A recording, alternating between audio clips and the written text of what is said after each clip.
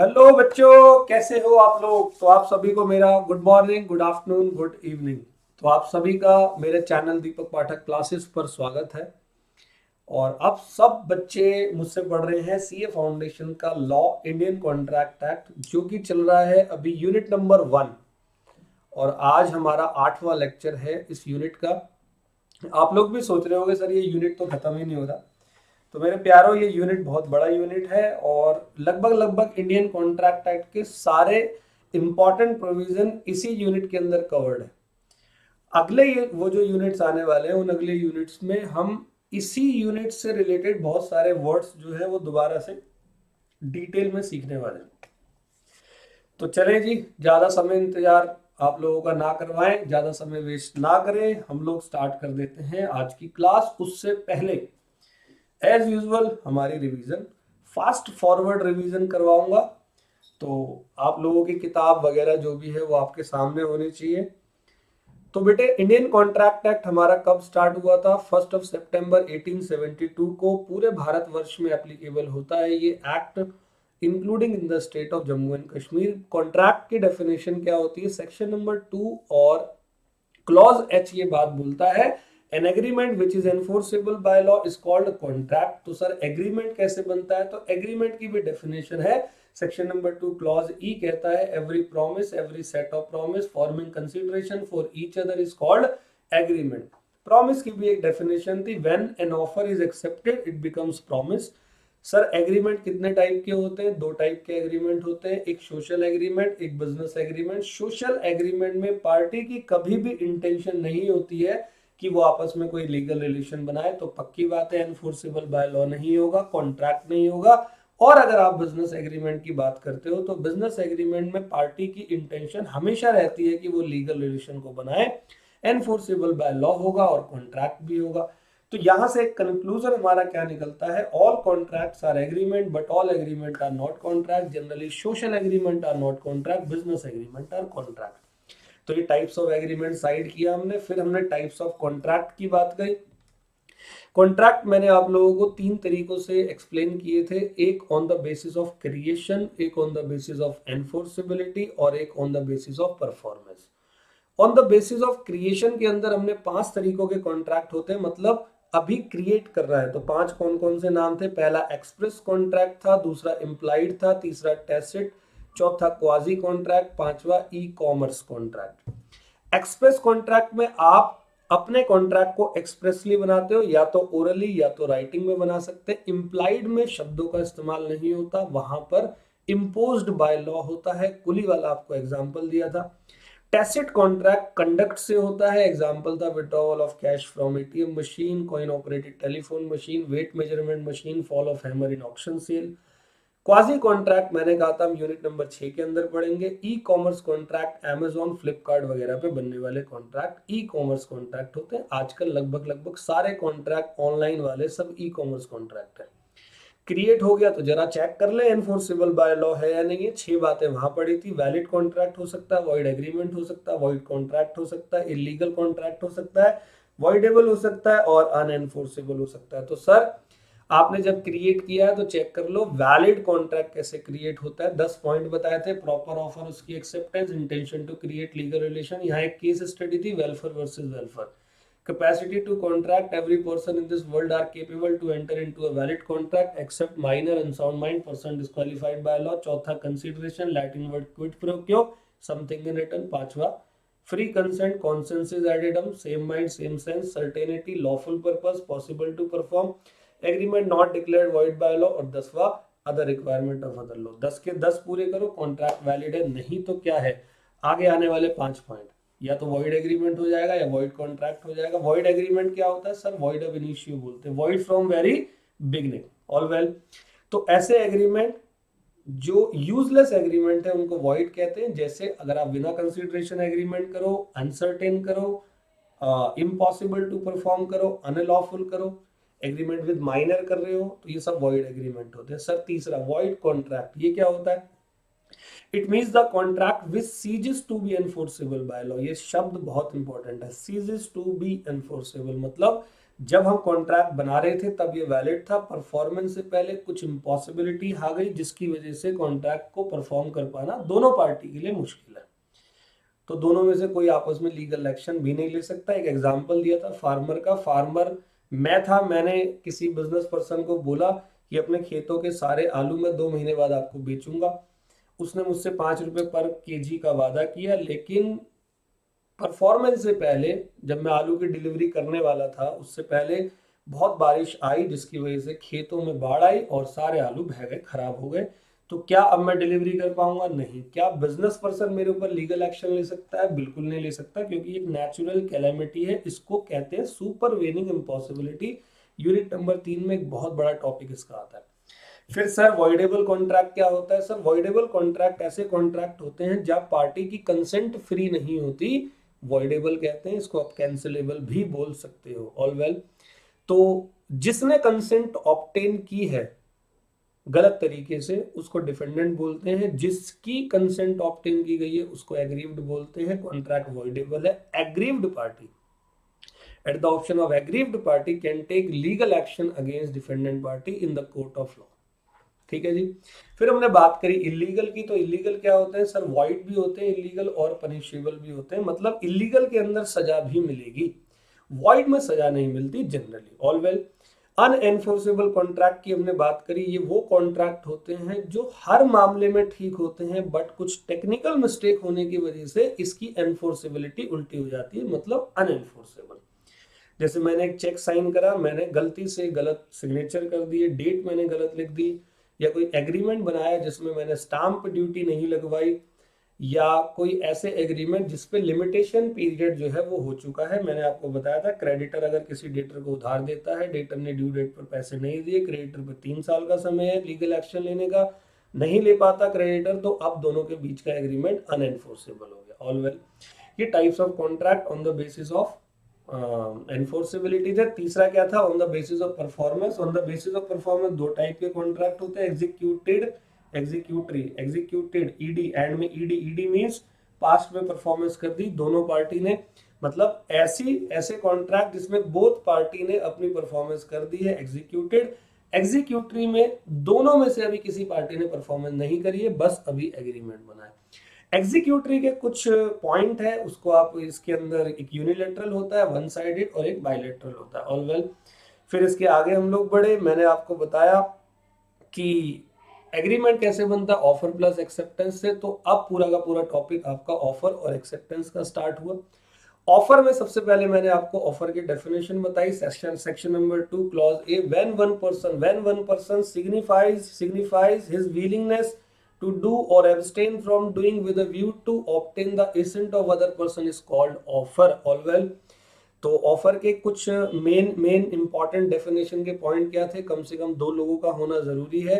जो person offer दे रहा है वो ऑफर अपनी विलिंगनेस एक्सप्रेस कर रहा है, डिक्लेरेशन ऑफ इंटेंशन नहीं चलेगा, और वो अपनी विलिंगनेस इसलिए एक्सप्रेस कर रहा है ताकि वो दूसरे पर्सन की एसेंट ले सके। All well. तो इसकी एनालिसिस करने के बाद हम लोगों ने, अच्छा एक बात और, the person who gives the offer is called offeror and the person to whom the offer is given is called offeree. All well. Next था हमारा टाइप्स ऑफ ऑफर या essentials of a valid offer. तो ये बड़ा important topic है, आपके paper में ये क्वेश्चन आने के बहुत चांसेस रहते हैं। तो सबसे पहला रूल क्या है? Offer must be made with intention to create legal relationship. तो वेलफेयर वर्सेस वेलफेयर का केस आप यहाँ भी पुट कर सकते हो। All well. दूसरा था ऑफर, सॉरी इससे पहले, अभी रूल से पहले हमने एक ऑफर के टाइप्स भी पढ़े थे। तो 5 अलग अलग तरीकों के मैंने नाम बताए थे जिसमें 3 टॉपिक थे। सबसे पहला टाइप्स ऑफ ऑफर था on the basis of certainty of the offeree. 2 type के ऑफर होते हैं, एक जनरल ऑफर और एक स्पेसिफिक ऑफर। जनरल ऑफर वो ऑफर होता है जो made to public at large दिया जाता है, मतलब मेड टू ए किसी भी पब्लिक को कोई भी बंदा आए और एक्सेप्ट कर जाए। स्पेसिफिक ऑफर जिसमें एक केस स्टडी है बोल्टन वर्सेस जॉन्स की, जो मैं आपको आज की क्लास में एक्सेप्टेंस में करवाने वाला हूं। Specific offer means the offer जहां पर सामने वाला पर्सन जो होता है वो स्पेसिफिक होता है, या तो इंडिविजुअल होगा या ग्रुप ऑफ पर्सन जिसको आप काउंट कर सकते हो। यहाँ एक केस था Carlill versus carbolic small ball company वाला, ये आपको केस मैंने क्लास के अंदर करवाया हुआ है। फिर on the basis of timing of second offer, दो तरीके के ऑफर होते हैं, काउंटर और एक cross offer. Counter means when one person gives offer then another person gives second offer and the second offer is called counter offer. What is the meaning of cross offer? It means accidental exchange of similar offer. And the last one is standing offer, जिसको आप continuous offer या open offer भी कहते हो। The offer which continue in future is called standing offer. तो यहाँ पर offer का टाइप्स खत्म हुआ। फिर ऑफर के रूल्स हम लोगों ने किए पिछली क्लास में, जहां मैंने आपको बताया ऑफर का rule number 1, offer must be made with intention to create legal relationship. Number 2, offer must be communicated and the communication of offer is when complete, when offeree comes to know about the offer. All well, offer must be certain, offer is different from declaration of intention, offer negative term में भी हो सकता है, offer should not have such compliance which offer should not have such condition which non compliance be treated as offer, और था offer is different from invitation to offer. All well, तो ये पूरा का पूरा ऑफर हमारा कंप्लीट हुआ था। आज हम लोग एक्सेप्टेंस स्टार्ट करेंगे। बहुत ही मजेदार क्लास आज की भी होने वाली है। एक बॉल्टन वर्सेस जॉन्स का केस भी बताऊंगा और कुछ छोटे मोटे केसेस भी हम लोग पढ़ेंगे। नेक्स्ट आई थिंक आज के अलावा नेक्स्ट लेक्चर के अंदर हमारा ये यूनिट हमारा कंप्लीट हो जाएगा। आप अगर इस यूनिट की क्लासेस को रेगुलर आपने ली है, आप यकीन मानो अगले 8 यूनिट आपके कॉन्ट्रैक्ट एक्ट के बहुत तगड़े होने वाले हैं। और 32 से 35 मार्क्स आपका इंडियन कॉन्ट्रैक्ट एक्ट आपका एग्जाम में आने वाला है। तो बॉस चैप्टर है, पहले भी ओल्ड सिलेबस में भी बॉस चैप्टर था, न्यू सिलेबस के अंदर भी बॉस चैप्टर है। तो इसको पकड़ के चलो आप लोग, बहुत अच्छे नंबर आएंगे। और इसको पकड़ने के साथ साथ मैं बोलना भूल गया, आप मेरे चैनल को लाइक करें, सब्सक्राइब करें। जब आप वीडियो देखते हैं तो लाइक जरूर किया कीजिए, कुछ नहीं जाता, बटन दबाना होता है। अगर अच्छी लगे वीडियो तो, नहीं लगे तो कोई बात नहीं। तो अब हम बात करते हैं, इन्होंने अलग से टॉपिक दिया था, what is invitation to offer. तो इनविटेशन टू ऑफर मैं आपको पूरी की पूरी लास्ट क्लास हमारी इनविटेशन टू ऑफर के ऊपर ही बेस्ड थी, जहां मैंने आपको ये बताया था इनविटेशन टू ऑफर का मतलब क्या होता है कि कोई एक पर्सन सामने वाले बंदे को हिंट देता है कि तू आ और मुझे ऑफर दे। बहुत सारे एग्जांपल दिए थे, जैसे अखबार में एक एडवर्टीजमेंट एक लड़की ने डाली कि मुझे शादी करनी है, इस टाइप का लड़का मुझे चाहिए।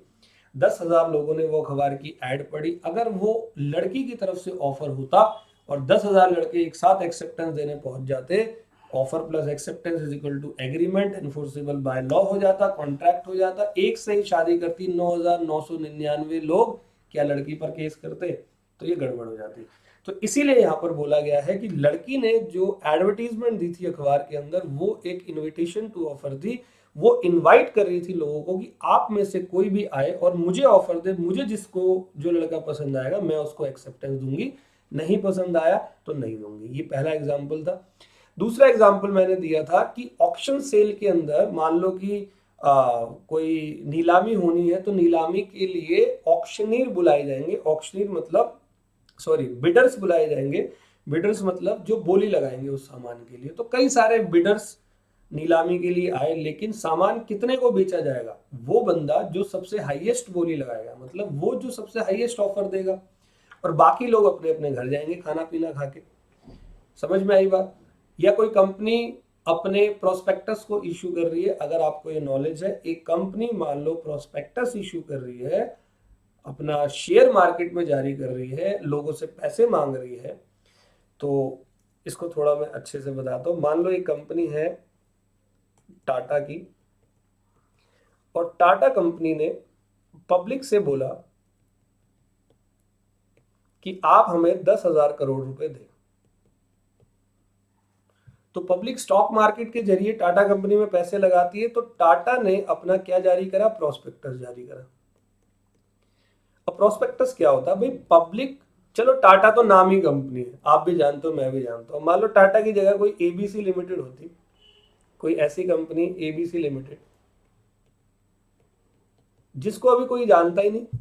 तो एबीसी लिमिटेड ने पब्लिक को बोला कि आप हमें 10,000 करोड़ रुपए दो। तो पब्लिक कैसे बिलीव करेगी कि एबीसी लिमिटेड कौन है, इसका इतिहास क्या है? तो एबीसी लिमिटेड प्रोस्पेक्टस इशू करती है, और ये प्रोस्पेक्टस एक तरीके का इनविटेशन टू ऑफर होता है। फिर इस प्रोस्पेक्टस को पढ़कर ये पब्लिक के लोग जो है वो कंपनी को क्या देंगे? ऑफर देंगे कि क्या आप मुझे बेचेंगे अपने शेयर। फिर कंपनी इसको क्या देगी, एक्सेप्टेंस। तो याद करो आपने 12th क्लास के अंदर एक क्वेश्चन किया था प्रो राटा वाला। प्रो राटा क्या होता है, जब कंपनी पे शेयर्स के पैसे ज्यादा आ जाते हैं तो कंपनी क्या करती है, बाकी प्रो राटा बेसिस पर पैसे वापस कर देती है। और कंपनी तभी कर सकती है ना जब इन्होंने ऑफर दिया। मान लो इन्होंने एक्सेप्टेंस दी होती और कंपनी का प्रोस्पेक्टस ऑफर होता, तो इनके पैसे वापस देने पर ये पब्लिक भड़क नहीं जाती, केस फाइल नहीं करती। इसीलिए बोला गया है offer is different from invitation to offer. All well. तो आज हम क्या करेंगे, आज हम एक ये डिफरेंस पढ़ेंगे दोनों के बीच का, और फिर आज की क्लास स्टार्ट करेंगे। और आज की क्लास कौन सी आने वाली है, एक्सेप्टेंस की, बहुत अच्छी क्लास होगी। तो ऑफर और इनविटेशन टू ऑफर का आपका डिफरेंस, तो मीनिंग क्या है ऑफर की है। सेक्शन नंबर 2A कहता है an offer is the final expression of willingness by the offeror to be bound by the offer should the other party chooses to accept it. मैंने अगर offer दिया है, आपने एक्सेप्ट कर लिया, तो अब मैंने, क्योंकि ऑफर प्लस एक्सेप्टेंस हम दोनों के बीच क्या बन गया, एग्रीमेंट बन गया। तो ऑफर देने वाला बंदा अब बाउंड हो जाएगा अपनी परफॉर्मेंस को करने के लिए। लेकिन इनविटेशन टू ऑफर में ऐसा नहीं होता। Where a party without expressing his final willingness proposes certain terms on which he is willing to negotiate, he does not make an offer but only invite the other party to make an offer on those terms. तो मेरे को अपना सामान बेचना है, नीलाम करना है, मैंने लोगों को बुलाया, 100 लोग आए, 100 में से एक ने उसकी बोली 5 लाख रुपए लगाई, बाकी लोग कम लगा रहे हैं, तो मैं सामान बेचूंगा किसको, 5 लाख वाले को। उसने मुझे ऑफर दिया, मैंने एक्सेप्टेंस। ये नहीं कि मैंने ऑफर उसने एक्सेप्टेंस, बिल्कुल नहीं। मैंने दिया था इनविटेशन टू ऑफर, मेरे इनविटेशन टू ऑफर की हिंट को समझकर उसने दिया मुझे ऑफर। तो कई सबने मुझे ऑफर दिया, कई सारे लोगों ने।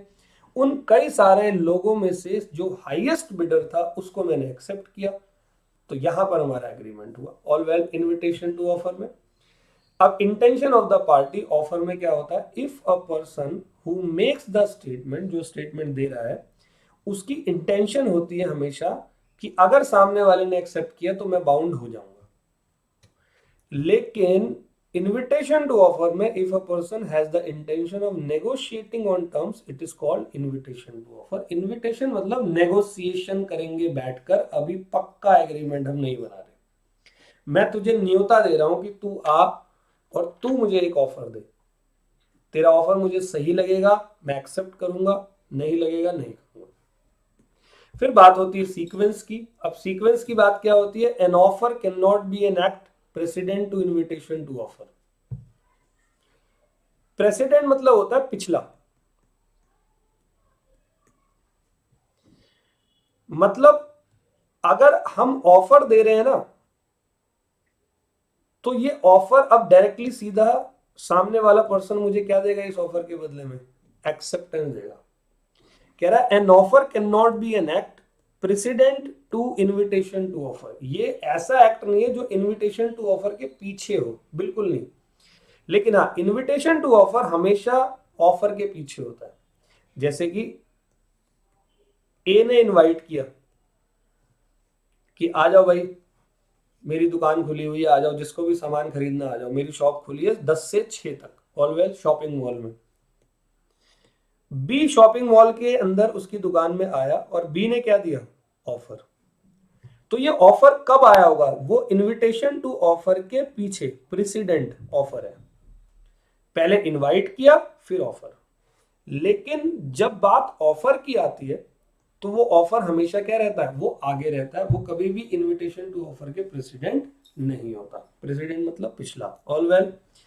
तो यहां पर हमने ये पूरा का पूरा टॉपिक कंप्लीट किया ऑफर का। अब आज हमारी क्लास चालू हो रही है एक्सेप्टेंस की। ठीक है बच्चे, तो मैंने अपने इंस्टीट्यूट के मटेरियल से और अपने नोट्स से और अपने खुद के तजुर्बे से आपको ये टॉपिक करवाया। अब मैं करवाने वाला हूँ एक्सेप्टेंस। ठीक है, तो स्टार्ट करते हैं अपनी क्लास को। जरा ध्यान से सुनना। सर हम लोग पढ़ क्या रहे, ये हमें हमेशा याद रहना चाहिए।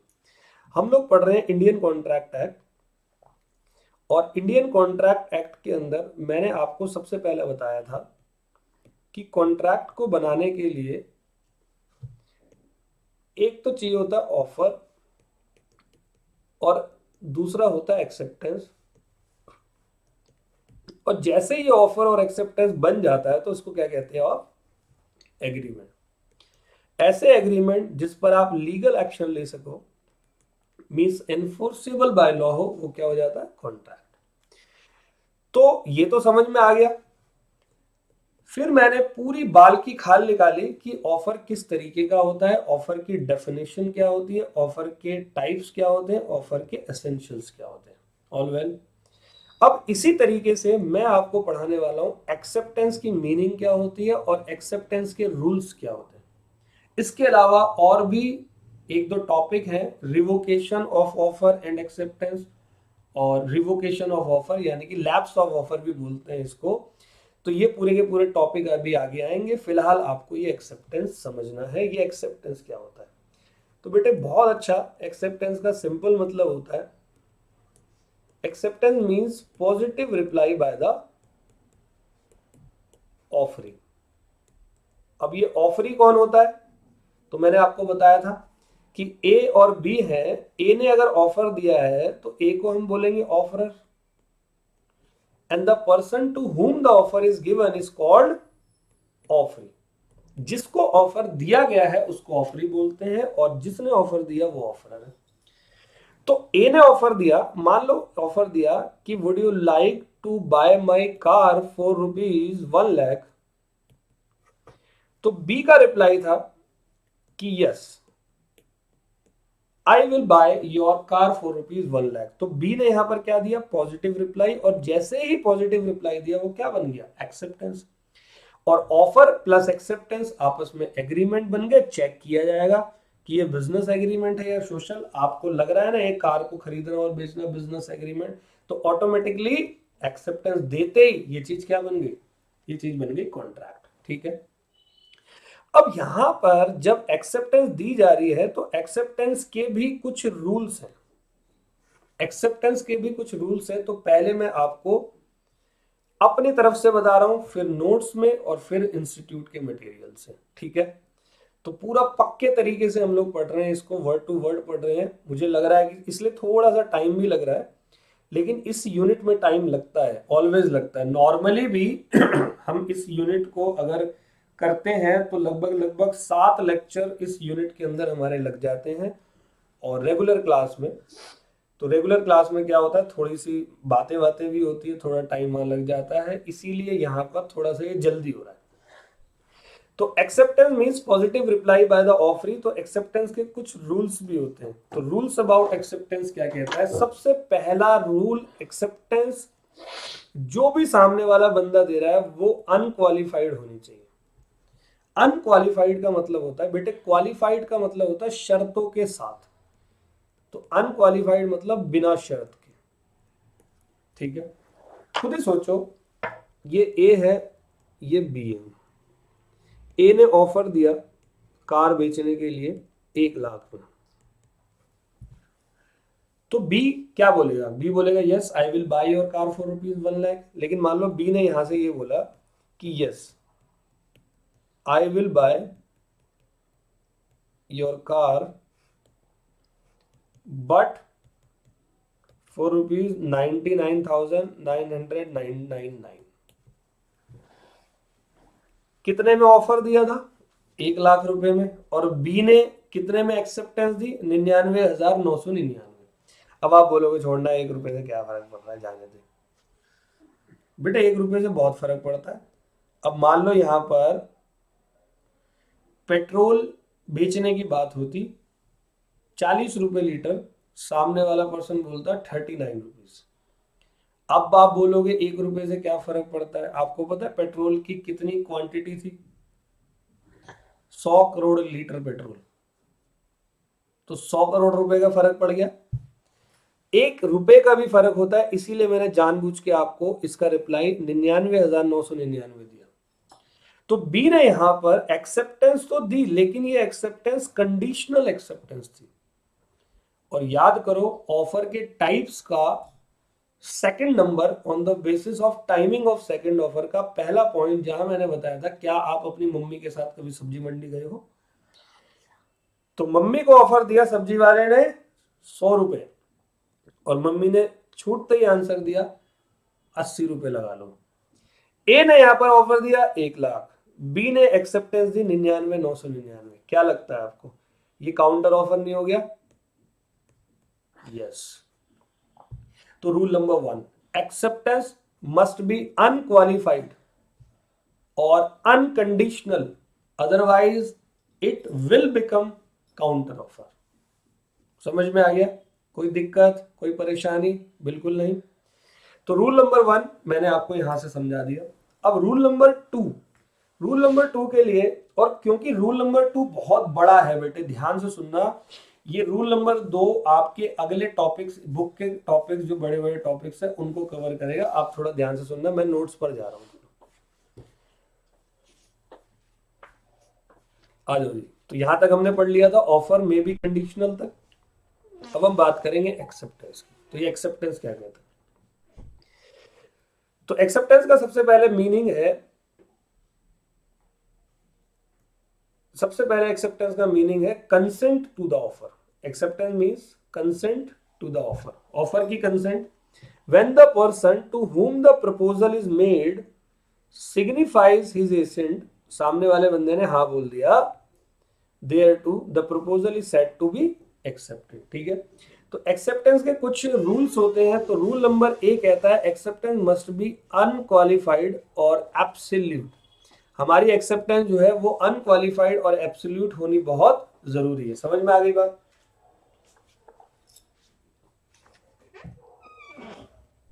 तो सर ये क्या कह रहे हो आप? तो मैंने आपको क्या बताया, acceptance should B for the exact terms of the offer. Offeror ने बोला भाई 1 लाख में गाड़ी खरीदेगा, तो फिर आपको भी 1 लाख रुपए में ही हाँ बोलना है, वरना आप अगर 99,000 बोल दोगे तो आपका क्या हो जाएगा, काउंटर ऑफर हो जाएगा। तो acceptance should be the exact terms of the offer as proposed by the offeror, absolute and unqualified, बिना किसी शर्त के। It should be the mirror image of offer, बिल्कुल ऑफर की मिरर इमेज होनी चाहिए। मैंने बोला 1 लाख में मेरी गाड़ी खरीदोगे, आप बोलोगे yes I will buy your car for ₹1 lakh, this is the valid acceptance. वरना चलो नहीं, आपने अपने नखरे दिखाने चालू कर दिए, तो फिर इसका आंसर क्या हो जाएगा, it will be treated as counter offer. देखो यहाँ एग्जांपल है, A offer to sell his cow to B replies that he would buy it only if he gave the calf along with it. Calf मतलब गाय का बछड़ा। ए ने बोला भाई मेरी गाय खरीद ले, बी कहता भाई खरीद लूंगा, ए कह रहा ठीक है भाई, वो कह रहा लेकिन बछड़ा भी दे। तो ऐसे जो लोग होते हैं बड़े बेवकूफ होते हैं। आप काउंटर ऑफर दे रहे हो, हालांकि आपका अधिकार है काउंटर ऑफर देना, आप दीजिए, बट इंडियन कॉन्ट्रैक्ट एक्ट के हिसाब से आप काउंटर ऑफर दोगे तो वो काउंटर ऑफर माना जाएगा, एक्सेप्टेंस नहीं मानी जाएगी। ठीक है, सेकंड पॉइंट आपका वेरी वेरी इंपॉर्टेंट है, acceptance must be what, communicated. आपकी कम्युनिकेशन होना एक्सेप्टेंस का बहुत जरूरी है। ये मैं अभी पूरा ये कम्युनिकेटेड पे आपके इंस्टीट्यूट की बुक के अंदर पूरा सेपरेट टॉपिक है, सेपरेटली बता रखा है, मैं वहां पढ़ाऊंगा। लेकिन यहाँ आपका दिमाग जो है बिल्कुल स्टेबल रहना चाहिए। तो बिल्कुल कुर्सी की पेटी बांध लो और बहुत अच्छे तरीके से आपको ये समझना है, एक्सेप्टेंस मस्ट बी कम्युनिकेटेड। पहले तो जनरल लैंग्वेज सुनो, मैं ऑफरर हूं और आप जो भी मेरी क्लास सुन रहे हैं, मान लो आप एक्सेप्टर हो या आप ऑफरी हो, मैंने आपको एक ऑफर दिया, तो मैं जब आपको ऑफर दे रहा हूं तो ऑफर की कम्युनिकेशन कब कंप्लीट होगी, जब मेरी ये बात आप तक पहुंच जाएगी। ऑल वेल, तो ऑफर की कम्युनिकेशन कब कंप्लीट होती है, जब ऑफरी को ऑफर की नॉलेज मिल जाती है। अब ऑफरी जब ऑफर की नॉलेज ले लेगा तो उसको वो समझेगा ऑफर को, और बाद में अपनी एक्सेप्टेंस देगा। ऑफरी ने अपनी एक्सेप्टेंस दी, तो ऑफरर को कैसे पता चलेगा कि ऑफरी ने एक्सेप्ट कर लिया, जब वो बात ऑफर देने वाले बंदे को समझ में आ जाएगी। क्लियर है? यहां तक कोई दिक्कत, कोई परेशानी? कोई परेशानी नहीं सर। जब हम फेस टू फेस बैठे होते हैं, सामने बैठे होते हैं, तो कोई समस्या नहीं होती। मैंने आपको ऑफर दिया और मान लो कि आपने एक बार नहीं सुना, आपने बोला एक बार बोलना, मैंने फिर दोबारा से ऑफर दिया, आपने मुझे एक्सेप्टेंस दी, तो फेस टू फेस बैठने में कोई समस्या नहीं है। टेलीफोन पे अगर हम ऑफर एक्सेप्टेंस करते हैं तो भी ज्यादा प्रॉब्लम नहीं आती, फोन पे हम बात कर सकते हैं। समस्या आती है जब हम लेटर्स के थ्रू ऑफर और एक्सेप्टेंस करते हैं। आप बोलोगे सर इसका तो जमाना चला गया, मैं कहता हूँ बिल्कुल चला गया जमाना, लेकिन कॉन्ट्रैक्ट एक्ट 1872 के अंदर आया है और ये टॉपिक आज भी इस कॉन्ट्रैक्ट एक्ट के अंदर है, और लेटर का जमाना गया है आपके और मेरे पॉइंट ऑफ व्यू से। कानून के पॉइंट ऑफ व्यू से तो लेटर आज भी चलते हैं, आज भी पत्रों के हिसाब से कॉन्ट्रैक्ट आज भी बनते हैं, तो हमें ये टॉपिक पढ़ना है।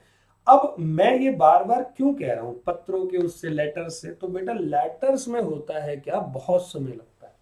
मैंने आज आपको ऑफर लेटर लिखा, पोस्ट कर दिया, फिर वो 4 5 6 दिन बाद आपके पास पहुंचा, आपने नेक्स्ट डे रीड किया, आपने एक्सेप्ट किया, फिर अगले दिन आपने फिर वो पोस्ट कार्ड डाला ट्रांसमिशन में, फिर 4 दिन बाद मेरे घर पे आया, तो ये पूरी प्रक्रिया हो जाती है, तो इसमें अलग अलग डेट्स इन्वॉल्व हो जाती थी। तो अब समस्या ये है कि ऑफर की एक्सेप्टेंस, जो मैंने ऑफर दिया है उसकी एक्सेप्टेंस की डेट एग्जैक्टली कब माने, और वेल ऑफर की कम्युनिकेशन कब कंप्लीट माने, एक्सेप्टेंस की कम्युनिकेशन कब कंप्लीट माने। तो यहां मैंने एक पूरा चिट्ठा आपको लोगों के लिए तैयार किया हुआ है, तो आप कृपया करके इस चिट्ठे को बहुत अच्छे तरीके से देखेंगे, ठीक है।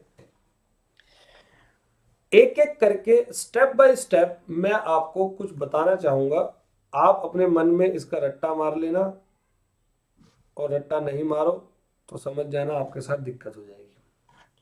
सबसे पहली बात, ए नाम के बंदे ने एक ऑफर दिया लेटर के थ्रू। ए नाम के बंदे ने किसी लेटर के थ्रू एक ऑफर दिया, तो भाई ऑफर किसको दिया, तो सर ऑफर दिया बी को। बी को बोलते हैं हम ऑफरी, जिसने ऑफर दिया वो ऑफर है, यहां तक कोई दिक्कत। सबसे पहला ये कह रहा offer letter put into course of transmission on 1 January. Transmission में वो देखा होगा आपने, वो जो डब्बा सा होता है लाल लाल सा, अब तो धीरे धीरे वो विलुप्त होते जा रहे हैं, उसके अंदर 1 जनवरी को लेटर डाल दिया, ठीक है। ऑफर लेटर पहुंचा रीच ऑन 5 जनवरी। 5 जनवरी को लेटर पहुंचा बी के पास। बी ने उसको एक्सेप्ट किया 7 जनवरी को, और पोस्ट कब करा, 7 जनवरी को। एक्सेप्ट भी 7 को किया और पोस्ट भी 7 को किया, और एक्सेप्टेंस लेटर जो है वो 10 जनवरी को पहुंच गई। एक्सेप्टेंस लेटर कब पहुंची, 10 जनवरी को। तो 4 बातें देखो यहां मैंने बताई। नंबर 1, ऑफर भेजा 1 तारीख को।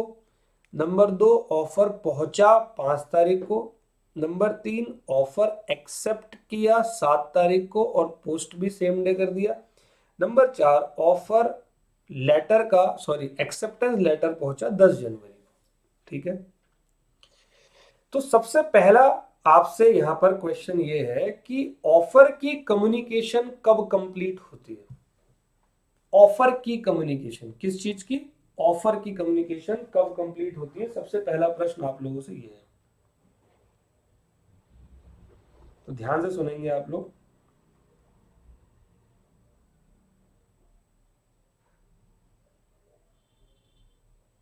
एक मिनट बेटे जरा।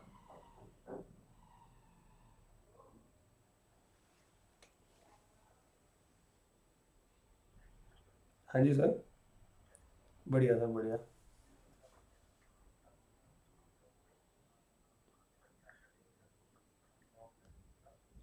ये अपने सीएम में, सर आप बताएं, जो आप बता देंगे उस ले लेंगे।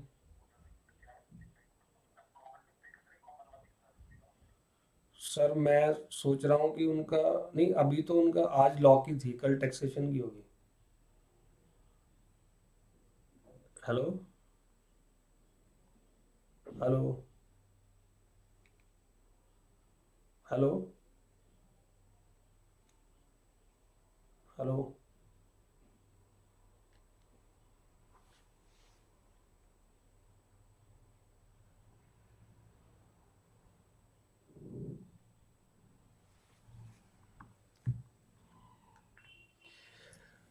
सॉरी बच्चे, अभी शायद एक बार और फोन आएगा तो बात करनी है।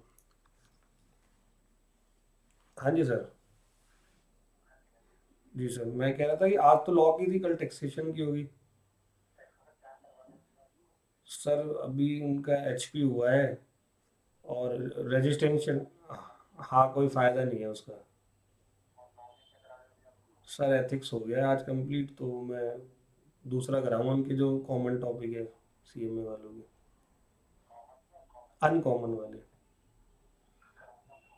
हाँ जी। हाँ हाँ, जरूर हो सकता है।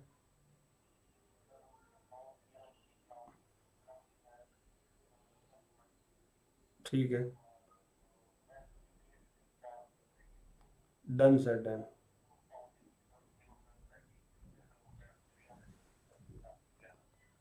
डन सर, तो मेरी 9 to 11 है ना? कोई बात नहीं सर, मैं ले लूँगा, फिर मैं फ्री हो जाऊँगा। ठीक ठीक सर।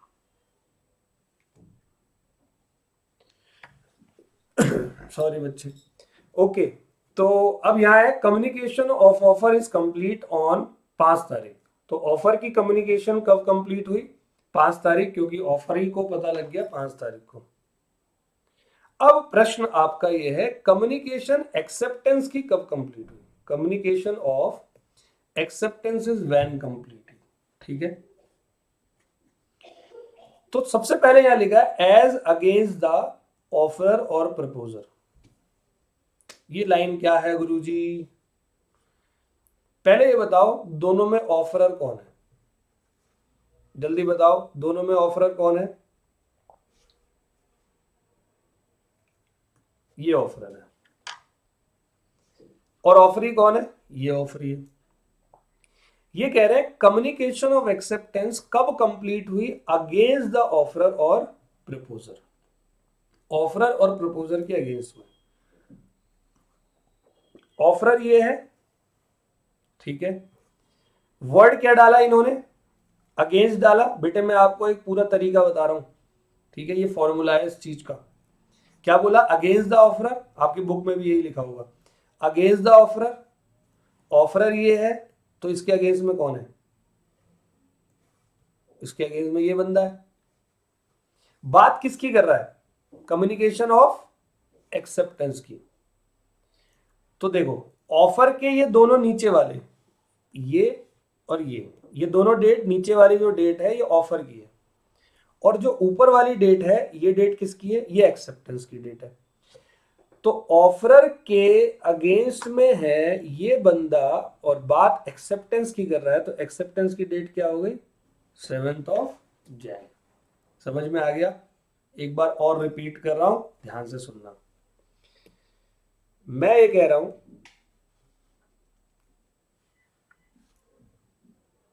ये क्या हो गया? Accept it on 7 Jan and post it on same day. ठीक है, पोस्ट किया सेम डे। तो सुनो, ऑफर की कम्युनिकेशन तो मुझे समझ में आ गई, 5 जनवरी को हुई है। ठीक है। कह रहा है एक्सेप्टेंस की कम्युनिकेशन कब कंप्लीट हुई? As against the offeror. तो तुम सिंपल बंदा पकड़ो, ऑफरर कौन? ए। उसके अगेंस्ट कौन है? बी। बात किसकी कर रहा है? एक्सेप्टेंस की। एक्सेप्टेंस की डेट क्या है? 7 तारीख। इसके अगेंस्ट में 7 तारीख को, मतलब जब इस बी ने ट्रांसमिशन में पोस्ट डाल दिया, तब से उसकी एक्सेप्टेंस मान ली गई। ठीक है। तो when it is put in a course of transmission to him so as to out of the power of the acceptor। अब पावर की, एक्सेप्टर की पावर से वो क्या है? वो आउट है। मतलब कि अगर 7 जनवरी को बी ने ट्रांसमिशन में अपना एक्सेप्टेंस लेटर डाल दिया, तो अब बी कुछ नहीं कर सकता। सिंपल, क्लियर है? तो मान लेंगे वो एक्सेप्टेंस की डेट है अगेंस्ट ऑफरर। ऑफरर के अगेंस्ट की बात हो रही है, यानी कि इसके अगेंस्ट में। ठीक है, आगे करते हैं। एक मिनट।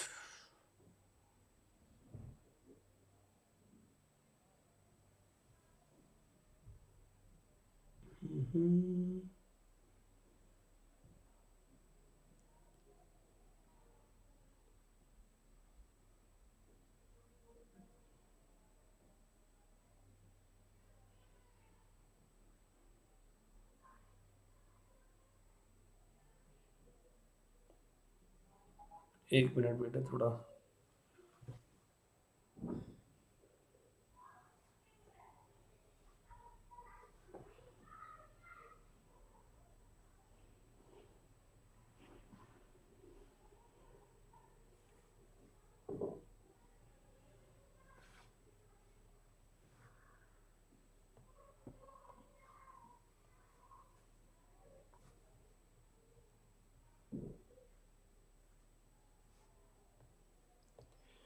आ जाओ बेटे। ठीक है, तो 7 जनवरी। अब ये कह रहा है एज अगेंस्ट द ऑफरी या प्रपोजी और एक्सेप्टर।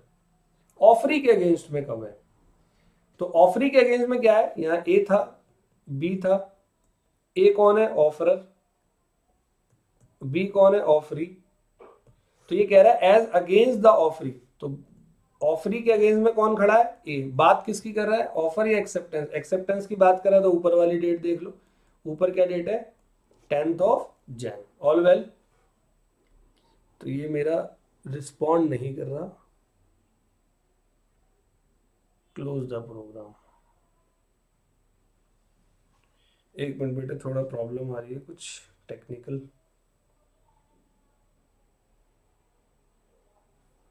एक बार और ट्राई कर लेते हैं।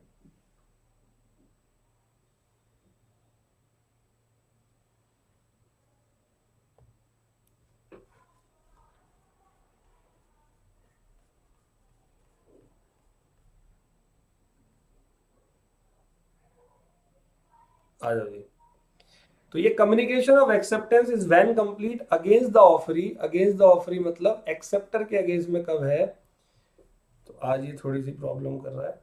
अगेंस्ट द ऑफरी, ऑफरी के अगेंस्ट में ऑफरर है और ऑफर है, तो बात किसकी कर रहा है? एक्सेप्टेंस की। तो 10 जैन।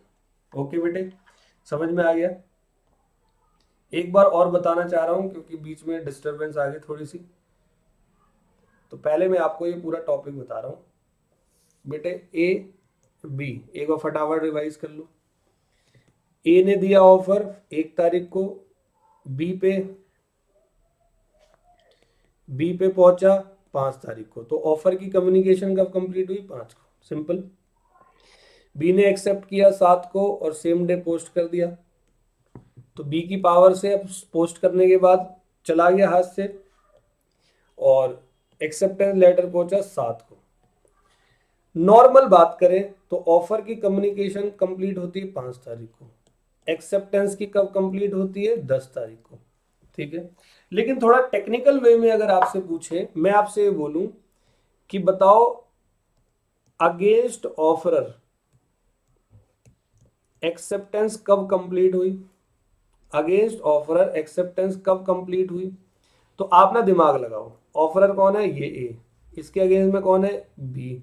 बात किसकी कर रहा है? एक्सेप्टेंस या ऑफर की? ऑफर की कर रहा होता तो 5 तारीख होती, और एक्सेप्टेंस की कर रहा है तो 7 तारीख होगी। ठीक है, अब मान लो मैं बोलूं अगेंस्ट ऑफरी एक्सेप्टेंस कब कंप्लीट हुई? तो बात किसकी कर रहा है? ऑफरी की। ऑफरी के अगेंस्ट में कौन है? ए। बात ऑफर या एक्सेप्टेंस? अगर ऑफर की करता तो 1 जनवरी, एक्सेप्टेंस की कर रहा है तो 10 जनवरी। आ गया समझ में बेटे? तो उम्मीद है मैं आपको ये टॉपिक समझा पाया। ठीक है, ये अगेंस्ट वाला वर्ड आपको बहुत अच्छे से देखना है। दोबारा से रिपीट कर रहा हूं। मान लो यहां पर ऐसा बोलता, communication of acceptance is when completed against B. तो बी कौन है? यहां बैठा हुआ है, इसके अगेंस्ट में कौन है? ए है, और बात एक्सेप्टेंस की कर रहा है तो तारीख 10 जनवरी। ठीक है, समझ में आ गया जी?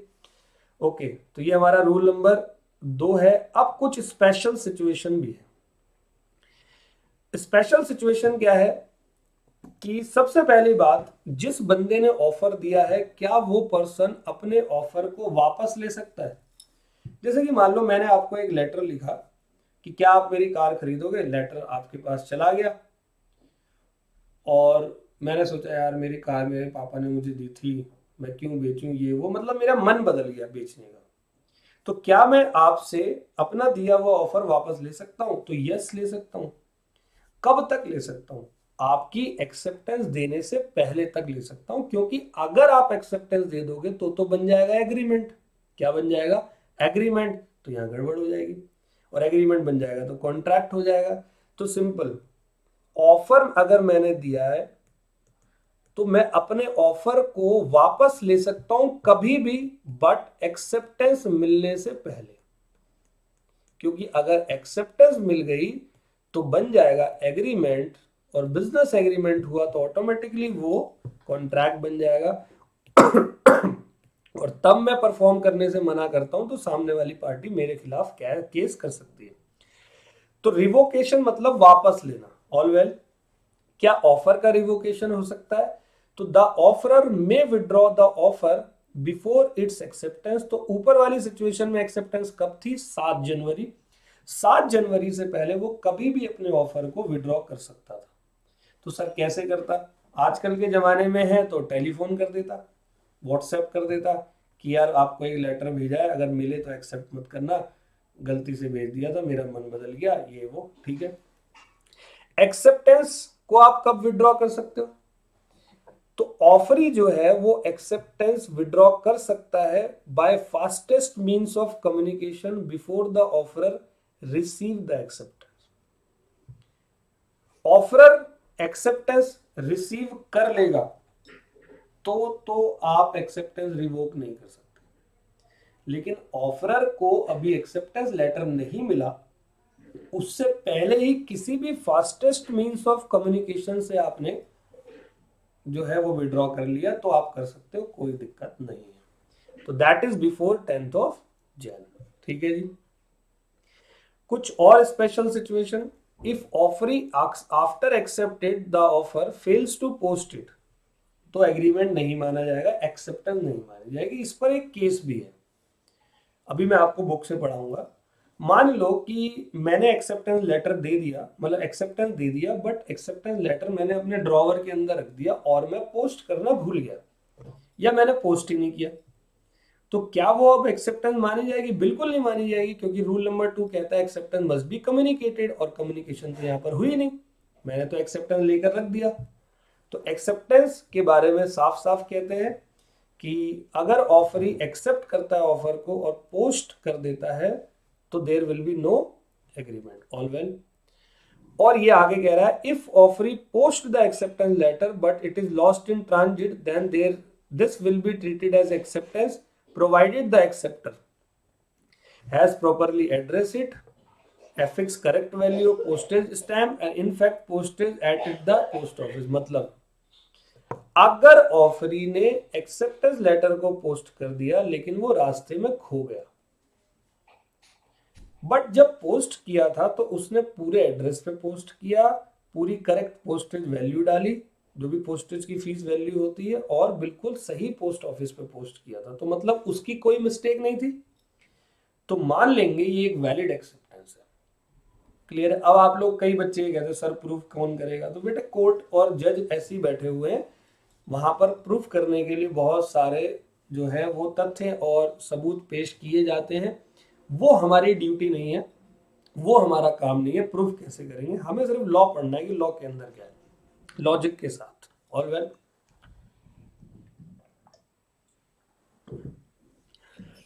तो ये कम्युनिकेशन ऑफ एक्सेप्टेंस का पॉइंट आया। तो मैंने अभी एक्सेप्टेंस के रूल बताए, 2 रूल अभी तक हमने पढ़ लिए। Number 1, acceptance must be unqualified, unconditional, वरना ये क्या बन जाएगा? Counter offer. नंबर 2, एक्सेप्टेंस जो है वो कम्युनिकेटेड होना बहुत जरूरी है। क्लियर है? नंबर 3, अब कुछ पॉइंट है, नोट से कर लेते हैं, फिर हम बुक पे जाएंगे। आज शायद बुक पे जाने का समय हमारे पास ना मिले, तो नेक्स्ट क्लास में हम लोग बुक से एक्सेप्टेंस पढ़ने वाले हैं, और उम्मीद करता हूं अगली ही क्लास के अंदर हमारा ये यूनिट नंबर 1 भी खत्म हो जाएगा। क्लियर है? तो यूनिट 1 जैसे ही कंप्लीट हो जाएगा हमारी स्पीड थोड़ी सी बढ़ जाएगी, क्योंकि कंसीडरेशन में ज्यादा समय नहीं लगता पढ़ाने में। यूनिट नंबर 3 के अंदर थोड़ा सा टाइम लगेगा। यूनिट 4, 5, 6, 7, 8, 9 ये बहुत जल्दी जल्दी हो जाएंगे। मतलब अगले कुछ दिनों के अंदर आपका इंडियन कॉन्ट्रैक्ट एक्ट हम खत्म करने की कोशिश करेंगे। ठीक है? तो यहां कह रहा है acceptance must be given by proper person. Rule number 3, acceptance proper person देगा। जैसे कि अगर मैंने आपको ऑफर दिया तो एक्सेप्टेंस आप दोगे। अगर मैंने जनरल ऑफर दिया तो फिर एक्सेप्टेंस जो है वो कोई भी दे सकता है, और अगर मैंने कोई स्पेसिफिक ऑफर दिया है तो सिर्फ वो बंदा जो है दे सकता है एक्सेप्टेंस जिसको मैंने वो वाला स्पेसिफिक ऑफर दिया हो। ऑल वेल, तो ध्यान से सुनना आप लोग। रूल नंबर 3 कहता है acceptance must be given by proper person. बहुत ध्यान से सुनना, बहुत अच्छे से सुनना। एक केस है बोल्टन वर्सेस जोन्स। एक केस आया था, मैंने आपको बताया था ना, बोला था ये केस मैं आगे आपसे डिस्कस करूंगा। केस था बोल्टन वर्सेस जोन्स का। ये केस क्या था? तो बेटे,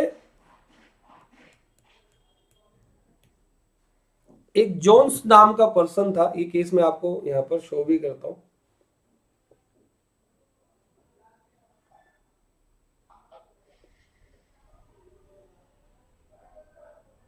ये देखो, बोल्टन वर्सेस जोन्स 1857 का केस था। ऑल वेल, अब ये केस क्या है जरा ध्यान से सुनना।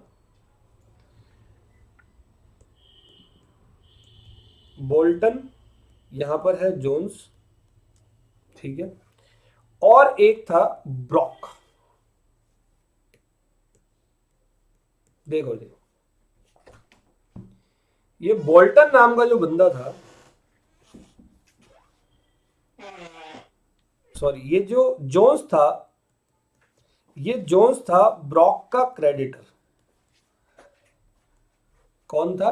क्रेडिटर। ऑल वेल, जोन्स ने क्या किया,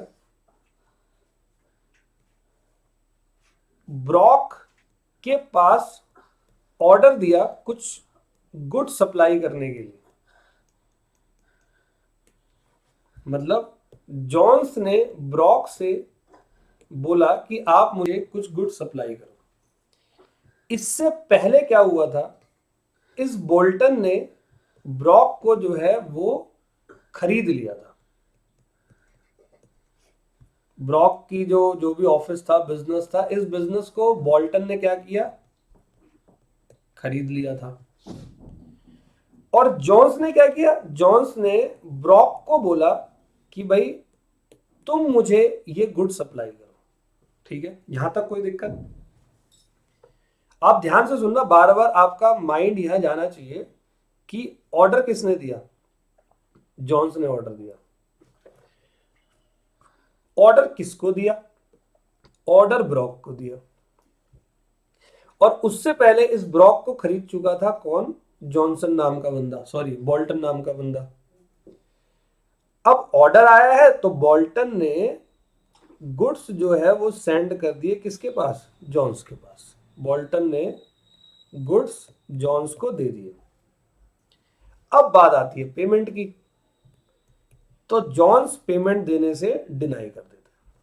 डिनाई मतलब मना कर देता है, भाई मैं तुझे पेमेंट क्यों दूं? बोल्टन कहता है क्यों नहीं देगा भाई पेमेंट?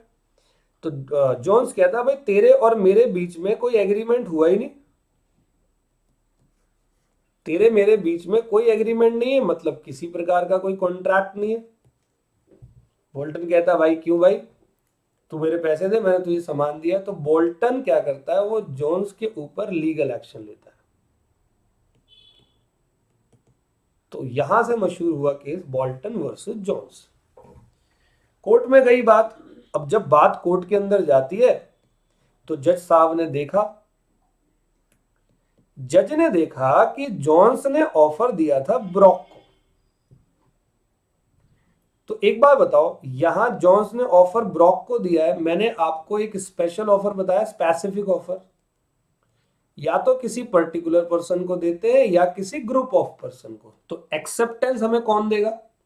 जिसको मैंने ऑफर दिया। मैंने आपको बताया था यहाँ पे कि अगर मैं अपने स्टूडेंट को बोलूं कि अगर आप 100 में से 90 ले आए तो मैं आपको लैपटॉप दूंगा। मान लो दूसरी कोचिंग सेंटर का बंदा 100 में से 90 ले आया, तो क्या मैं उसको लैपटॉप दूंगा? नहीं। क्यों? क्योंकि वो मेरा स्पेसिफिक ऑफर था। तो यहाँ जॉन्स ने जो ब्रॉक को ऑफर दिया वो कौन सा ऑफर है? वो स्पेसिफिक ऑफर है।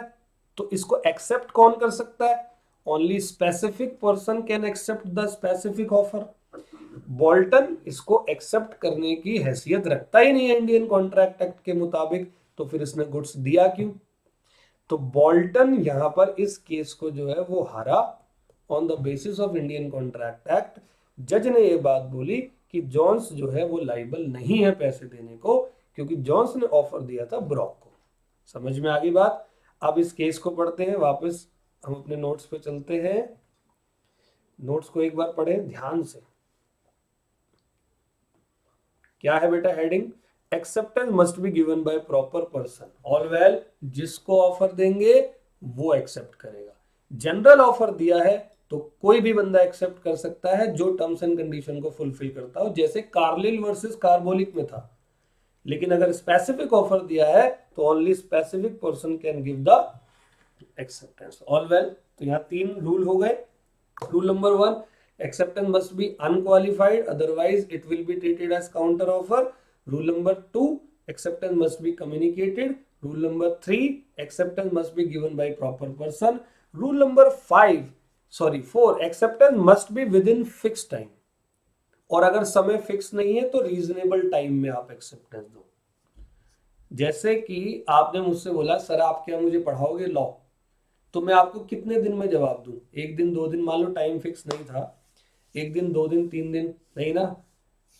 अगर मान लो मैं आपको जवाब देता हूँ 24 जून को, क्योंकि शायद आपका लॉ का पेपर 22 जून को है, आई थिंक 22 जून 2024 को डेट शीट आ चुकी है।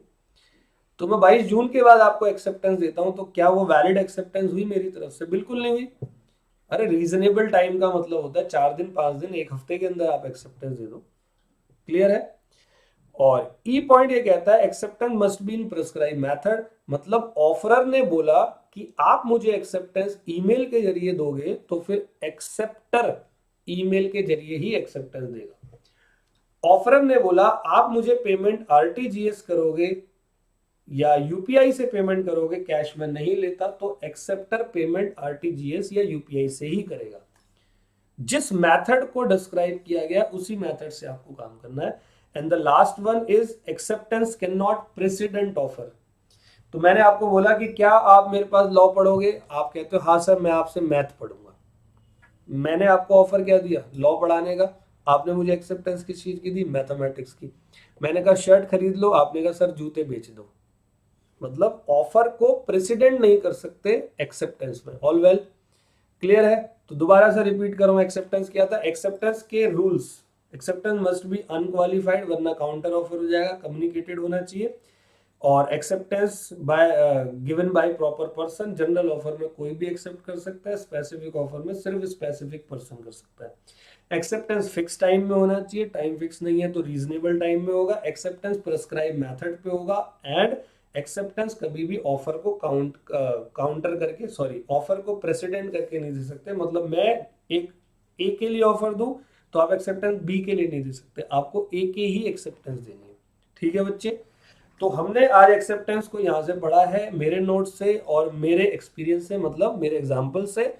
अब हम लोग अगली क्लास के अंदर एक्सेप्टेंस का पूरा टॉपिक आपकी इंस्टीट्यूट की बुक से करेंगे, और साथ में ही लास्ट टॉपिक है आपका लैप्स ऑफ ऑफर, वो भी कंप्लीट करेंगे। मतलब ये वाला यूनिट पूरा का पूरा खत्म करेंगे हम। उसके बाद हम जाएंगे यूनिट नंबर 1 के क्वेश्चंस पे। तो अब वो वक्त आ गया है जहां बच्चों की सबसे बड़ी समस्या रहती है सर लिखेंगे कैसे। तो उसके लिए आपके लिए नेक्स्ट क्लासेस, अगली क्लास के बाद जो है राइटिंग प्रैक्टिस का सेशन हम स्टार्ट करने वाले हैं। ऑल वेल, फिर यूनिट नंबर 2 स्टार्ट करेंगे। तो मिलते हैं बच्चों अगली क्लास में। Thank you so much.